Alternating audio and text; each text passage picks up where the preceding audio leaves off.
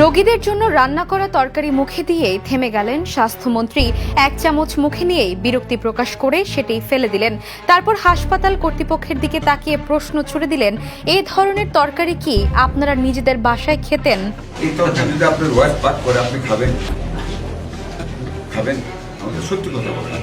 বুধবার সকাল 10:30টার দিকে হঠাৎ করেই খুলনা সদর হাসপাতালে উপস্থিত হন স্বাস্থ্যমন্ত্রী সরদার মোহাম্মদ সাখাওয়াত হোসেন।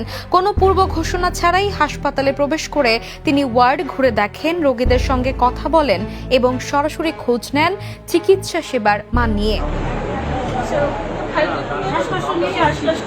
এরপর হাসপাতালের রান্নাঘরে গিয়ে রোগীদের জন্য প্রস্তুত খাবারের মান পর্যবেক্ষণ করেন মন্ত্রী। কুমড়ার তরকারি চেখে বিরক্তি প্রকাশ করে তিনি হাসপাতাল প্রশাসনকে বলেন, রোগীদের জন্য মানসম্মত খাবার নিশ্চিত করতে হবে। রোগী হাসপাতালে চিকিৎসা নিতে আসে, নিম্নমানের খাবার খেতে নয়, এমন বার্তাও দেন তিনি।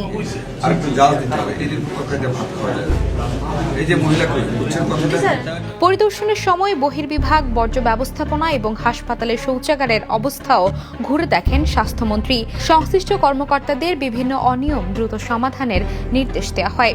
এ সময় খুলনা সিটি কর্পোরেশনের প্রশাসক নজরুল ইসলাম মঞ্জু, জেলা প্রশাসক হুরে জান্নাত, সিভিল সার্জন মোসাম্মদ মাহফুজা খাতুন সহ প্রশাসনের ঊর্ধ্বতন কর্মকর্তারা উপস্থিত ছিলেন। পরিদর্শন শেষে সাংবাদিকদের সঙ্গে আলাপকালে স্বাস্থ্যমন্ত্রী বলেন, হাসপাতালের মতো বড় প্রতিষ্ঠানে কিছু অনিয়ম থাকতে পারে, তবে কিছু বিষয় কোনোভাবেই গ্রহণযোগ্য নয়। জনগণের স্বার্থে প্রয়োজনীয় ব্যবস্থা নেওয়া হবে বলেও জানান তিনি। Desk report, the news.